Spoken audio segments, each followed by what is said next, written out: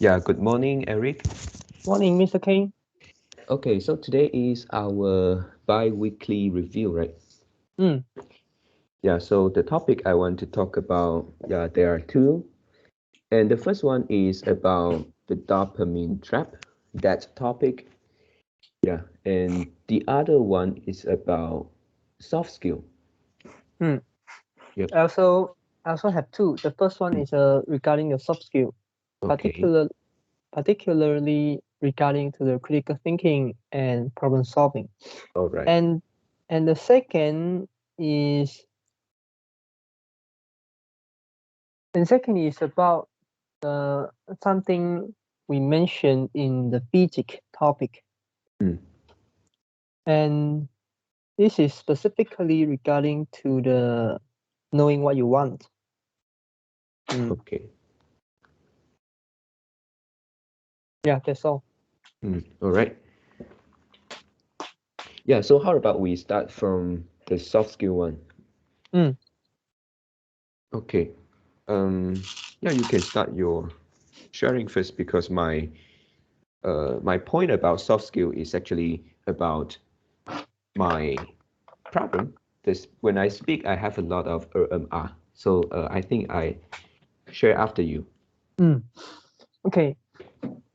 And then that topic we have some discussion, a very deep discussions about the critical thinking and problem solving and which one is more important. Mm, And I would like to use an analogy here, which is the directions versus the speed or the efficiency. And direction, it could be another, okay, one analogy is kind of like direction versus speed. Another analogy is kind of like effectiveness versus efficiency. mm, And we know we can do something fast. We can do something fast. We can do something very efficiently.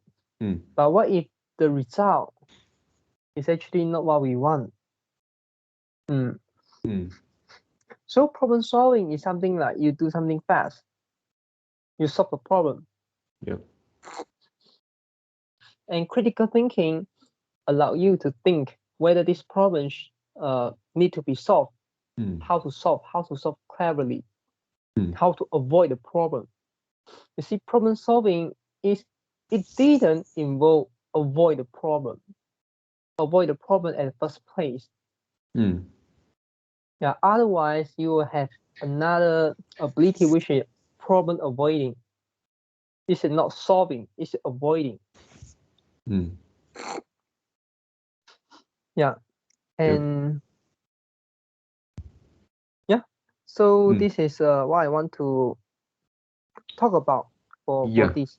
Yeah. I think for this one, I agree.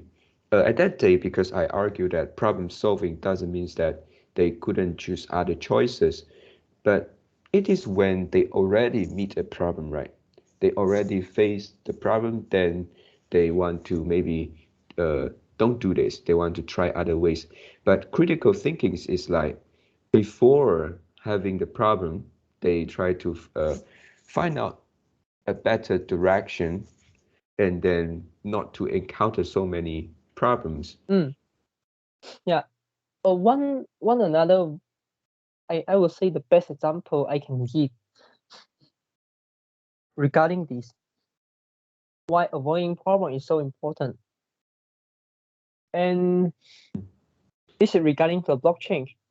And look at the Bitcoin and Ethereum. Yeah. Bitcoin is something like Bitcoin want to do something very, very simple but so important. You want to replace all the whole financial system Mm, and you want to become the base layer of everything. And yeah, Bitcoin is slow. You can say it's old tech. But you compare to gold, you compare to the current fiat system, yeah. the traditional finance, there are so much improvement. And they don't need to compete with other cryptocurrency. They just need to compete with the traditional finance. Mm, And it aims to replace the whole financial system. And it's focus more about the security, and it also including in the information that Satoshi leave us. Satoshi also mentioned we kind of like we don't need. It's kind of like he say the big. I forget the whole code, but the meaning is something like this. This is a software that okay. I think the first part of the code is something like I have kind of like put a unsolved put a bug list that haven't been solved in the forum, something like that. And then the next sentence is this is a software that cannot have so many bugs. So it's the whole code is something like that. So Satoshi really know what he is trying to what he's trying to invent, what he's trying to do, and he know what is the mission of Bitcoin. And how about the smart contract? How about other things? How about other fancy things? For example, Bitcoin is slow, right? But it can build a second layer on top of Bitcoin, which is called Lightning Network, or other sidechain, or other centralized solution. For example, you see a lot of crypto exchange. You can think like they also a second layer. Yeah, they can settle with each other by using their own database. They don't need to upload everything on the blockchain. They don't need to do everything by using decentralized way. They can build something on top of Bitcoin. But Bitcoin still remain the most centralized, and no one can mutate it. No one can change it, can change the protocol. So you can build a lot of things on top of that. You can build a software. You can build other application. You can build you also can build smart contract using a more centralized way to build a smart contract on top of Bitcoin.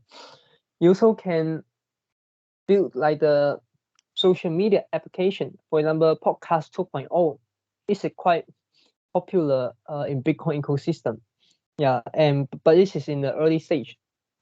People try to figure out how to build something on top of Bitcoin, combining with Lightning. So the podcaster can kind of like upload their video or maybe their audio onto the platform, and the user can listen, and maybe they have some choice. For example, they charge per minute, so you listen every minute will automatically charge you maybe 0.1 cents. Or maybe another is you have to pay before you watch, before you listen to the podcast. Yeah, so you can build a lot of things on top of Bitcoin, but this is not Bitcoin. This is not the function. It's not the design built in the Bitcoin, but you can build something on top of Bitcoin. And look at the Ethereum. Ethereum try to use a base layer to solve almost everything. Of course, Ethereum has a second layer, but it seems like what do you want to do on the base layer? And Bitcoin keep it so simple. And you want fast transaction, you go Lightning. Of course, Lightning now is still an early days. But there's already one very small country, the whole country adopt the Bitcoin, adopt Lightning. They use Lightning for daily transactions. Yeah. How about Ethereum? Ethereum try to shift to 2.0, try to shift from proof of work to proof of stake. And there are tons of problems there are tons of problems need you to solve. You need to consider about the interoperable, how to transit from proof of work to proof of stake. while make everyone agree. Yeah, developer, mining node, miner, and also the full node. And how security can be compromised. Why the potential bug can occur. A lot of things, so much thing, and you transit to proof of stake. There are more vectors can attack the protocol. Proof of work is very simple, but it's kind of like less efficient, but very simple and very, very secure. And it's kind of like already been proved. But proof of stake is another story. And proof of stake can governments really, or maybe a stake actor can really attack Bitcoin by using the kind of like 51% hash rate attack.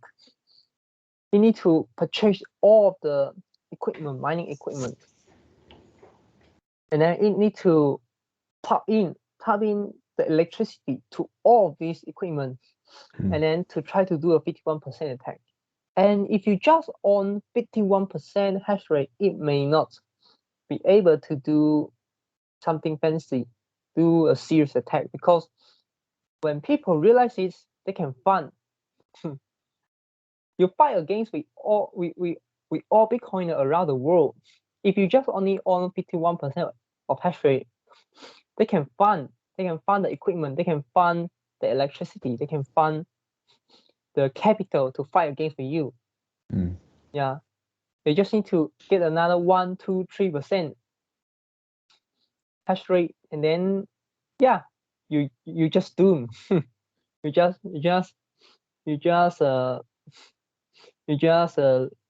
lose a fight, and you want to achieve more, right? But at the same, but at that moment,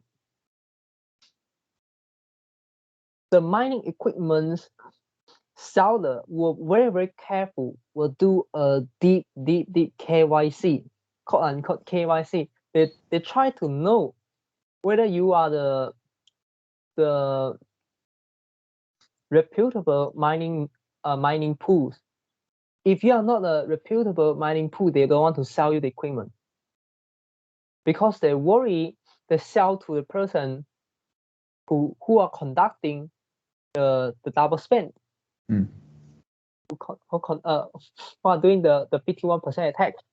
Yeah. So he'll verify. And so at that moment, the attacker want to get more equipment, want to get more electricity will be more difficult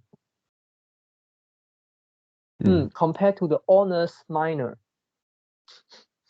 And don't talk about at the time when the attack already been conducted. How about the electricity? How about the space? You need to put all your mining equipment in one place, but how about the heat? The heat will affect your mining equipment performance. You need to split. You need to split your mining equipment in few places. And how you get the electricity? Wouldn't be some other miner suspect? Wouldn't be other people suspect you? Once they suspect you, and then they tell everyone, oh, there's actually one attacker want to find the electricity, and he tried to buy a lot of mining equipment. He want to do a double spend. He want to do something like that. Yeah. So it's so difficult because you have the physical constraints, which is the electricity, and also the mining chip, the semiconductor. But how about proof of stake? You don't need a very, very fancy equipment to do mining. No, you just need the supercomputer to do the verification. Of course, normal people cannot do, but for stake actor, for government, it's very easy to fund the capital to build the supercomputer or the mainframes to conduct the attack. And how about electricity? No required. Oh, so you But mean the equipment are different. For proof of work, they need the equipment which require much electricity than the equipment for proof of stake, right? yeah, and what are you doing in proof of stake?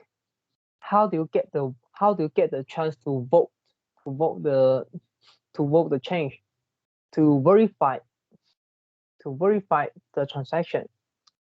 You need to stake your Ethereum on the blockchain.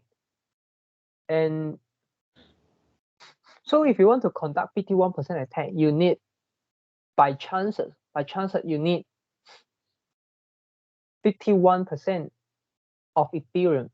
This is a huge amount. And of course you couldn't buy 51% of the Ethereum, because this is just same as the mining equipment. You want to buy more, and you push the price up because demand and supply. And at some point you just couldn't buy more, no matter how much money you have. Now, Ethereum is the same thing, but the stake actor, the malicious stake actor, they don't need to buy the Ethereum. They just kind of like control the crypto exchange, control some other big player at this area. They confiscate the coin, and then they can get the coin 50. If they got the 51% of the coin, they can conduct the attack. So this is a different story. Yeah, and if you want to solve this problem, you need more. You need to implement more things to try to mitigate the risk. I'm not talking this cannot be solved, and this is a good way to attack Ethereum. No, once you attack, and Ethereum, they can do a hard fork, and then they can ignore the attacker, even though it has a 51% attack, and then all the coin the attacker have just lose, being burned. Ethereum can do this kind of mechanism.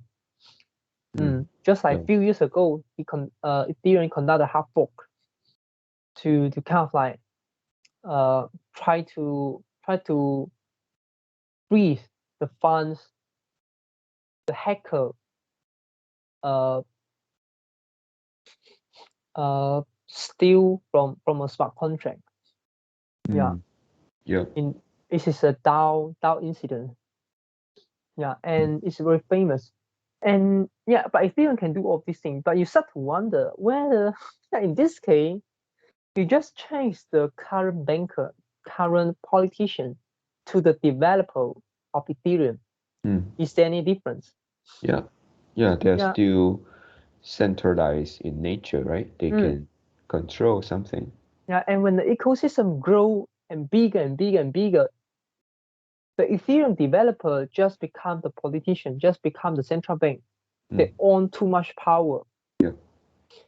And who able to stake the coin to earn the rewards? And it become richer, poorer become poorer. Now you need 32 Ethereum to stake in order to get the staking rewards. Poor people don't have a chance. And rich people can do that, and they just need to put their Ethereum on that, because they have their supercomputer to do the verification, and automatically. So it actually means that their Ethereum will just getting more and more and more. Just like the banker, just like the wealthy people, they are able to access a cheap loan. They get a cheap loan. They invest in an average investment, but they can grow their wealth. But how about poor people? They don't have a chance. They don't have opportunity. They cannot invest in real estate. Bank don't want to borrow. Bank don't even want to lend them the money. your credit is not enough for you to borrow so much money. But at the same time, bank willing to lend money to the wealthy guys at a very, very cheap interest rate. So Ethereum, if Ethereum cannot solve this kind of problem, it will just become another fiat system, in my humble opinion. But maybe in future it can solve the problem. So you see, Ethereum tries to solve a lot of problems, try to become the world computer, try to build everything, try to incorporate more things, smart contract, and a lot of things into the base layer, unlike Bitcoin. Just want to do one thing and simple. And Bitcoin, in the foreseeable future, you can predict that the Bitcoin base layer will be very, very secure and no bug. Very high probability. But how about Ethereum? It's going to transit to proof of stake. Who the hell knows? They will have no bug. Yeah. And how about after some times, when maybe some other malicious actor want to attack it, or maybe some hacker, some genius hackers find way to do something on Ethereum. Yeah, but Ethereum developers are genius. They are all genius. They try to solve a problem. They try to eliminate the bugs. But it's just kind of like the analogy. Whether you spend a lot of time in solving a problem, or you try to think a way that you don't have to solve a problem. Critical thinking versus problem solving. So I think this is the best analogy to describe this. Of course, I didn't say Ethereum is bad. Yeah, Ethereum has its own age. I also invest in Ethereum, but I just cannot put all my money in Ethereum. But I can convince myself to put all my money in Bitcoin. Yeah. Yeah, good analogy. Yep. And just now you say because we have talked about Bitcoin and Ethereum, and Ethereum is going to is going to upgrade, right, to 2.0. And actually, who is the person that can do that? The developers? I mean, the decision to do the upgrade. Developers. So a group of people. It's not just one people. It's not just one person, but many people follow the founder. The founder of Ethereum. The main. I mean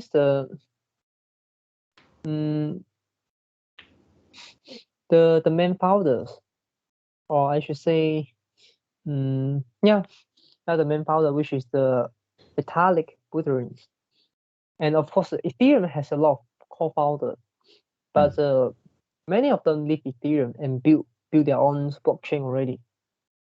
Like one of these is the Picados, and another is the Cardanos. So they kind of leave the Ethereum and then they build their own blockchain. Oh, I see. Yeah. And Vitalik Buterin is kind of like the spiritual leaders of Ethereum. And you couldn't know how the price action of Ethereum would behave if Vitalik Buterin is getting caught, getting killed by maybe the malicious tech actors, something, some people hate him. Maybe let's say he disappeared. Maybe Ethereum futures is uncertain.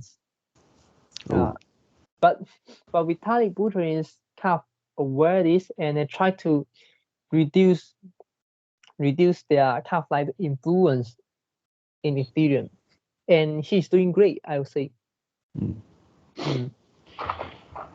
Yeah. Yeah. But it wouldn't it be strange that this group of people, developers, founders, they have too much power. Yeah, right? They can. just like what I say, they have too much power. When they propose and implement the EIP 1559, which is kind of like a mechanism take out the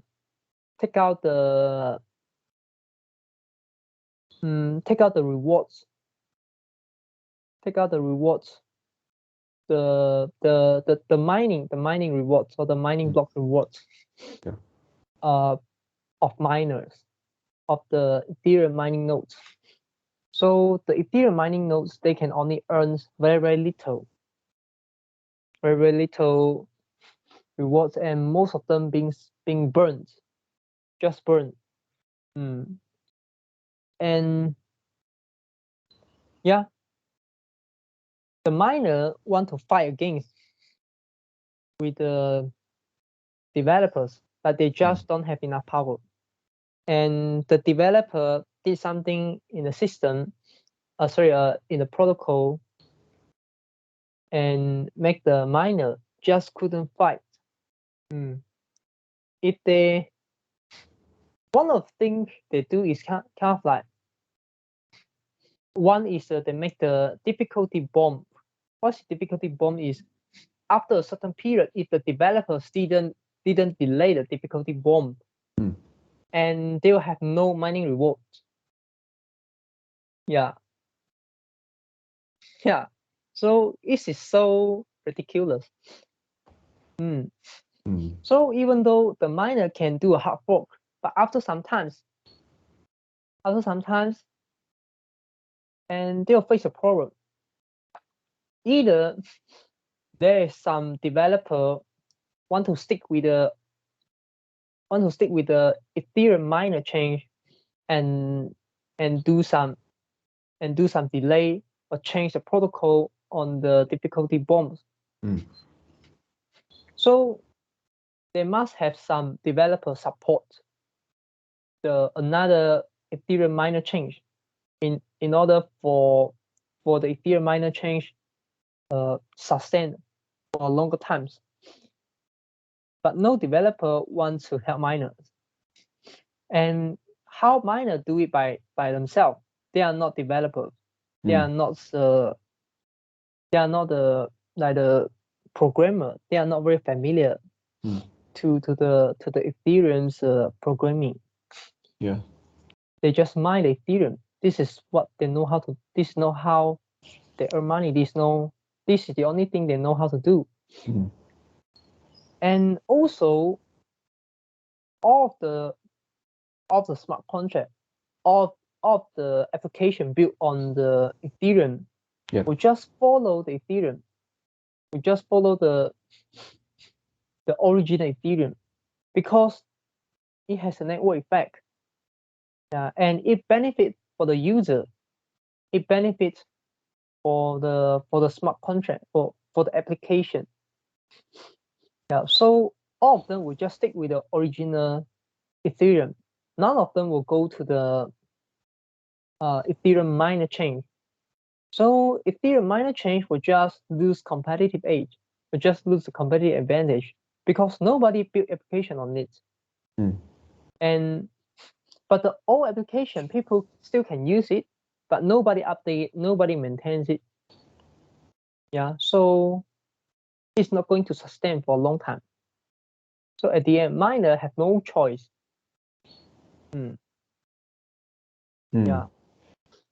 And how about user? How about full nodes?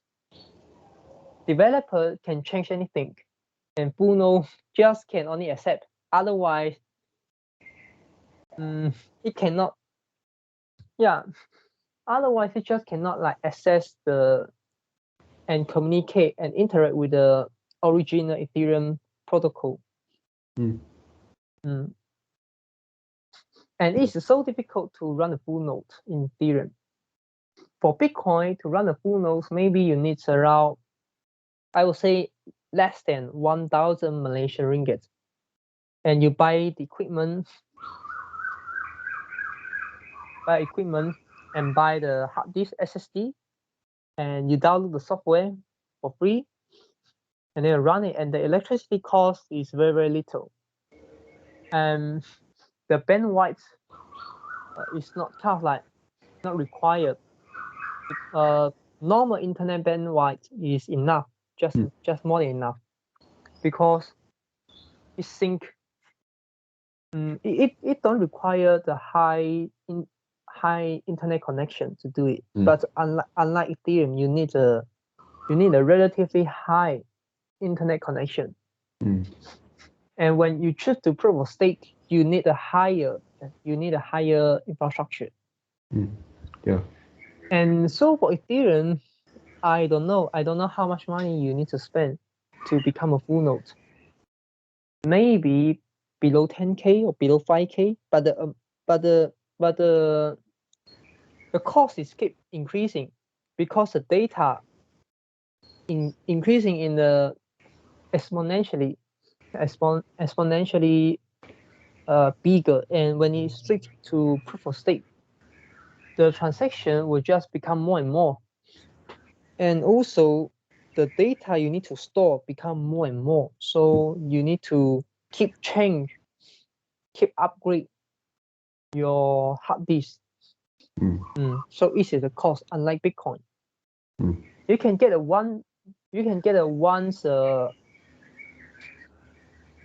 kind of like 1 TB SSD.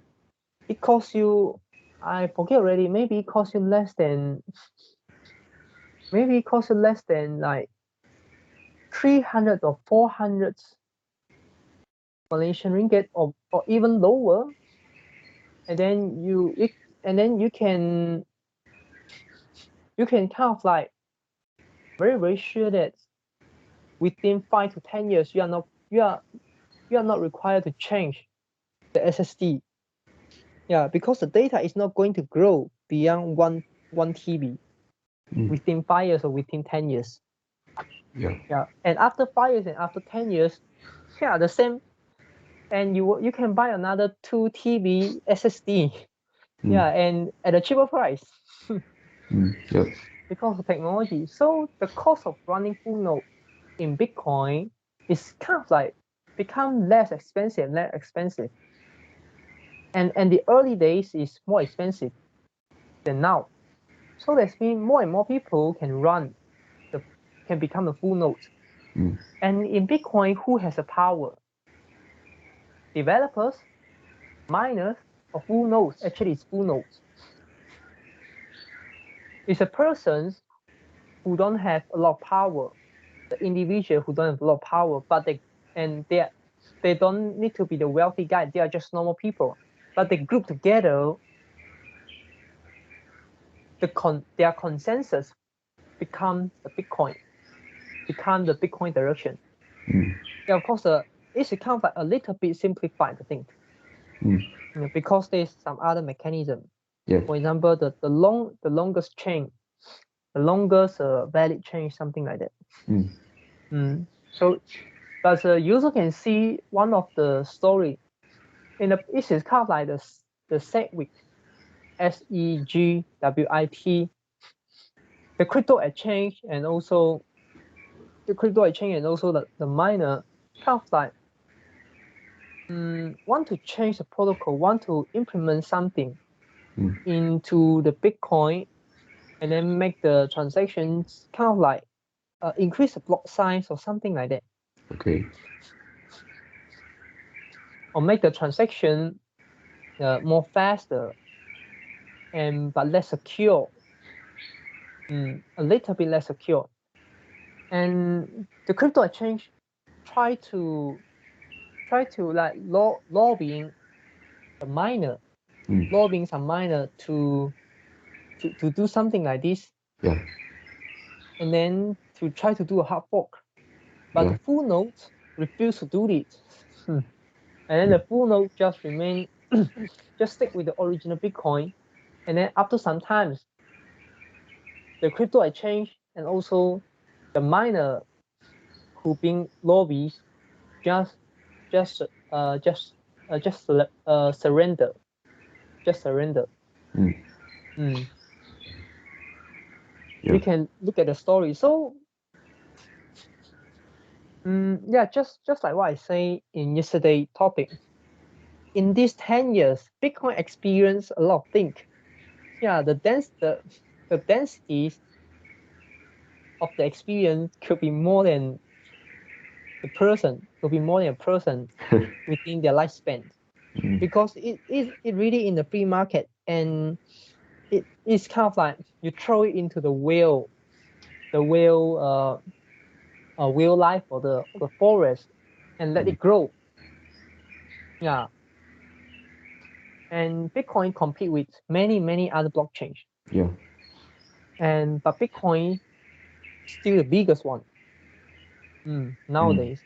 And always nobody no in terms of capitalization, nobody actually take over Bitcoin. And also in terms of security, nobody have even close to the Bitcoin. Yeah. Yeah. And also decentralization, also the same. Yeah. So Yeah. This is Bitcoin. And one question in my mind is, for Bitcoin, we think they are very centralized. Nobody control it, right?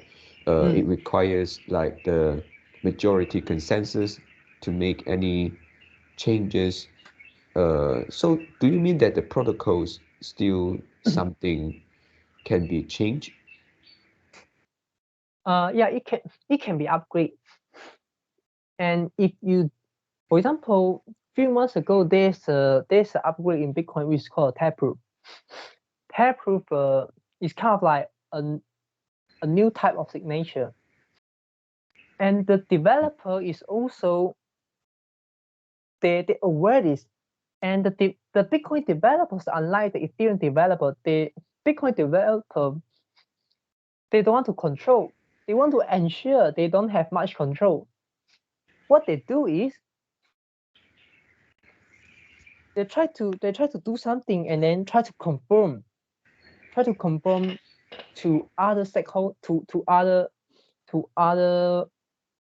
other parties, full nodes, and also the miner.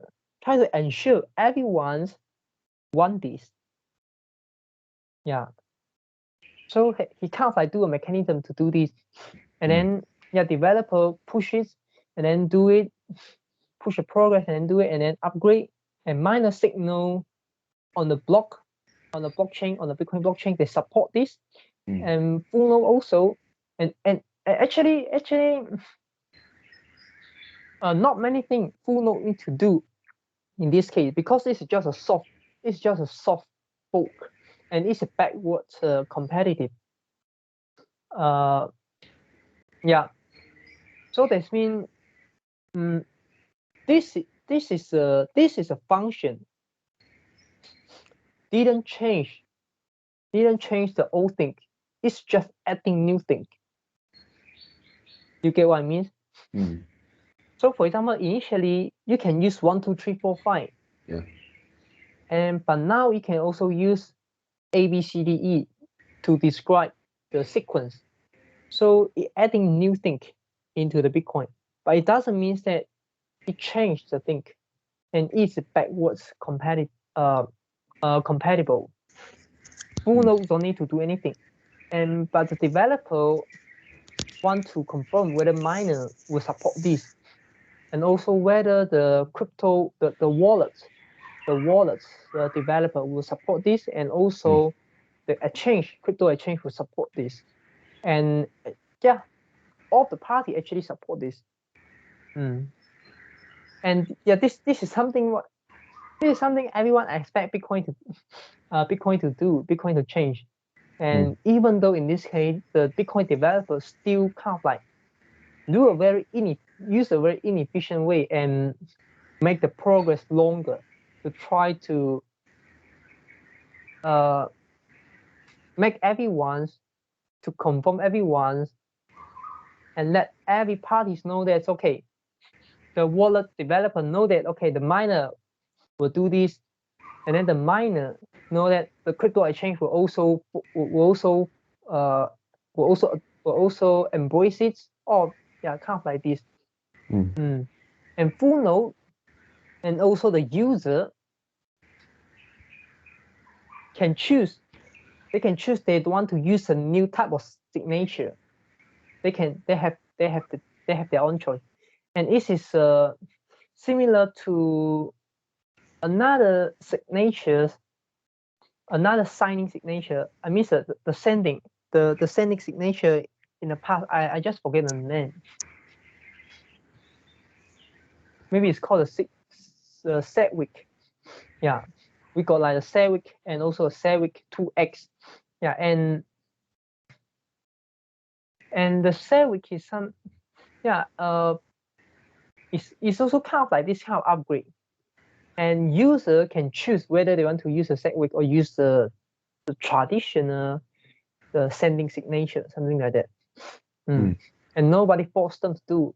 And it's also, and more people experience, and more people see the benefit, and when the time passed, no bug occurred, and then the user more willingly to use a Sedgwick.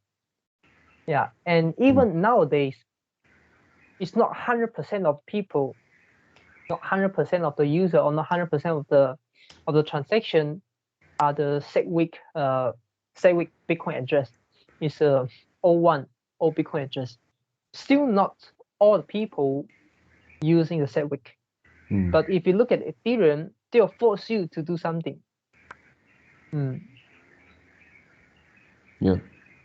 Yeah. And if you don't, let's say if you don't use the new type of signature, you don't use the taproot signature, the signal signature, and some bug happen in the signal signature, you are safe. You are safe. You can stick with your old. You can stick with your old type of Bitcoin address, and you will be safe. Nobody can make you change something. Nobody can force you to change something. And when you have enough confidence, maybe after a few years, and you think, okay, signal signature is so good, and many people already using it, and it should be no bug already. Then you send your Bitcoin from the old address to the new address. Yeah. And for the quantum computer, threads, we also can do this kind of thing to upgrade the signature, and everyone switch from old signature to a new signature. Of course, you can choose not to change, but maybe your security will be compromised by the quantum computing. But at this moment, everybody know that we don't need to do this, because first, the quantum computer is still in the early stage. It's still too far to trade the Bitcoin. And Bitcoin using the SHA-256, and all of the banks also using the SHA-256, and all the military or the government also using the SHA-256, and also all your credit cards company, and all the people using, all the entity of the company using SHA-256 to secure data. So if there's a quantum computer, everyone needs to change, not only Bitcoin. Yeah. And compare Bitcoin to every other entities. Yeah, Bitcoin can change faster. Bitcoin can change really faster. Maybe you can do this within a month. Unlike other entities. Or maybe you can even do it in a week, within a week, depend on the urgency. But why we don't do this? Because if you upgrade the signature to be quantum proof, signature, it will increase the data. It will increase the byte. So that means the size of the data. Yeah, the size of data, and then it make people need the bigger size of hard disk to run the full node. Yeah, of course, this is something we have to do in future, but we don't have to do it so fast. Yeah. We can do it in future, maybe 1 year later, 2 years later, 5 years later. And expert estimate, for quantum computers need to compromise a SHA-256. It's impossible. Totally impossible. Yeah, of course, you may have some some kind of like the algorithm improvement in quantum computers, and it's impossible to break the SHA-256. But Bitcoin have another signature, which is a private key and public key signature. This is using the elliptic curve. And the elliptic curve is it sounds like can be compromised by the quantum computer. Yeah, it can be compromised by the quantum computer. And expert estimate we need around maybe 5 to 10 years in order for the quantum computer can compromise this kind of there's a few types. There's quite a lot of type of the signature. One is including the elliptic curve signatures. Yeah. So at that time, Bitcoin can change, and they can change very, very fast. Yeah.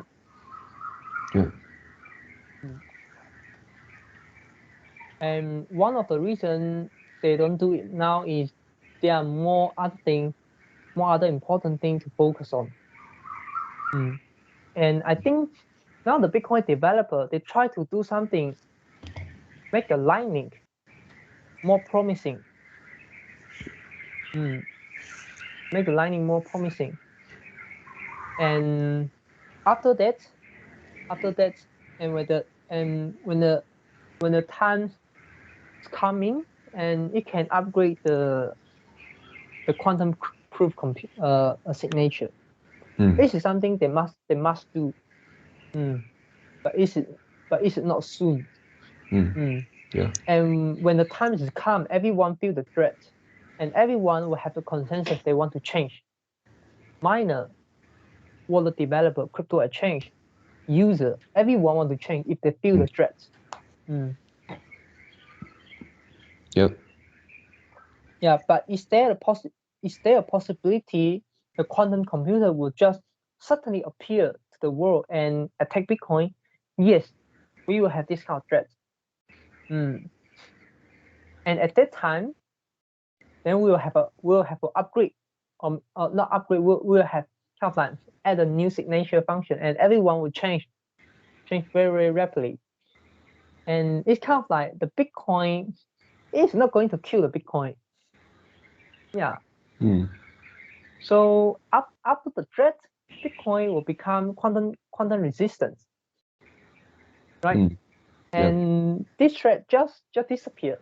Just like in the past, people say that China control too much mining power. Too many miner or too many hash rate in China.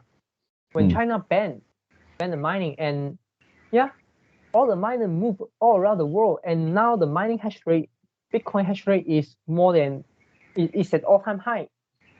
We don't really need to stick in China to get the cheap energy. Yeah, around the world they have many cheap energy, and miner can move. Now there's no longer a threat.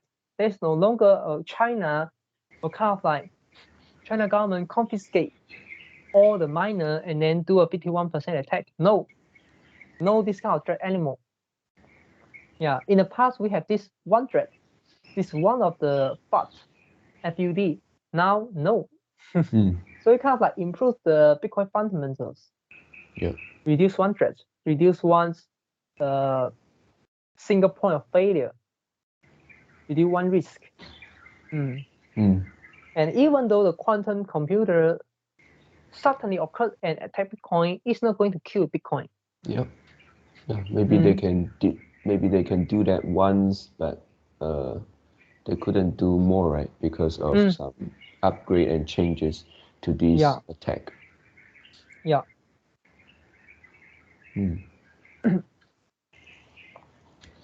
All right. So should we pull back to our topic?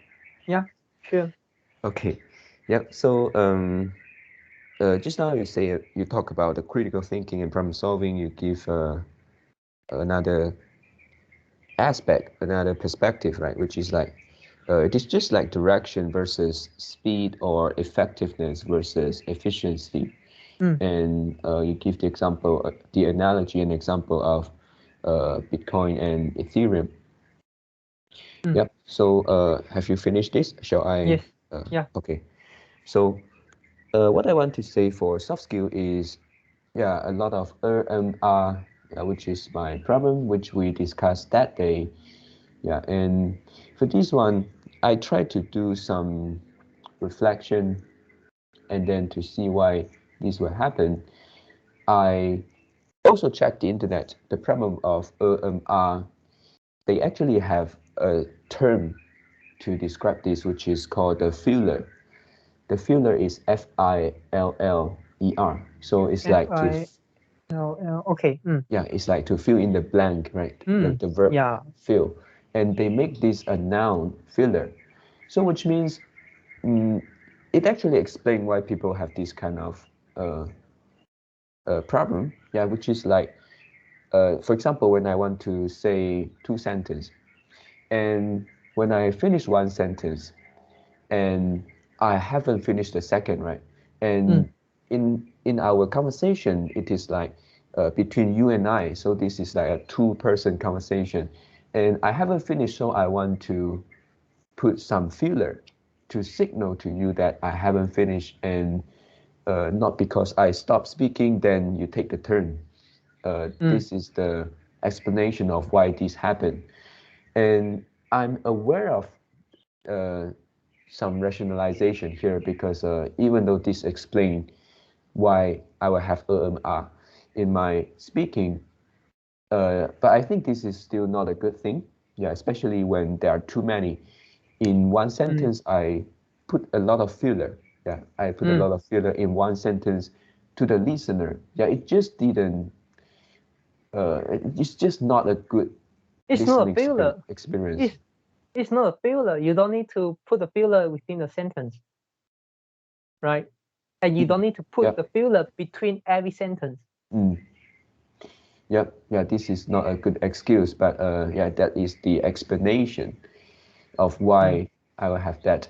So after understanding why people have that filler, and I found that yes, you're right, it is because my speaking speed is too slow. And when I didn't speak fast, I want to have filler. Otherwise, you will take turn to speak. So I kind of like get interrupted, and then you take the turn to speak. No, I think no. Yeah. I will let you finish the sentence first. Yeah, I know you're not doing that, but for me, I just also because I'm speaking slowly and I don't feel comfortable. I don't I'm not saying that any problems to you. I'm just looking at my problem. Yeah. So this kind of filler, I also agree this is not a good thing, and I try to find out. One problem is I speak too slow, and second layer of the problem, I ask myself why I speak so slow. First one is this is not my first language. This is of course, but this is not a good excuse. Second is I have some perfectionism in my speaking. Yes, you are right. I can I feel that. Yeah, I want to find out the best vocabulary to say something. I want to ensure there is no or little grammar error in my speaking. So when I speak, I sometimes I stop and then I try to think, what am I going to use, which words I want to use, or I stop and I think the grammar rules. This is this is a habit to me already, and I did that sometimes, uh, not with the conscious mind. I mean unconsciously. And also including the pronunciation. Yeah, You pronunciation. maybe you want to have a perfect pronunciation. Yeah, yeah, really. And I also try to look into this. Yeah, I want to find out some solution. And I found that actually, if I have this kind of perfectionism, it is not good for speaking. This kind of improvement can be done after this. It's not in during the speaking, because during the speaking, Yes. if you have this habit, then your speaking isn't good. You didn't achieve your initial purpose of speaking. That is Yeah. communication, easy And for others to listen, to understand, to talk to you. and I have 2 points. The first point is I think speed is very important because it can allow you to form your own rhythms. And when you have your own rhythm, you will require less the filler. Yeah, And the second point is,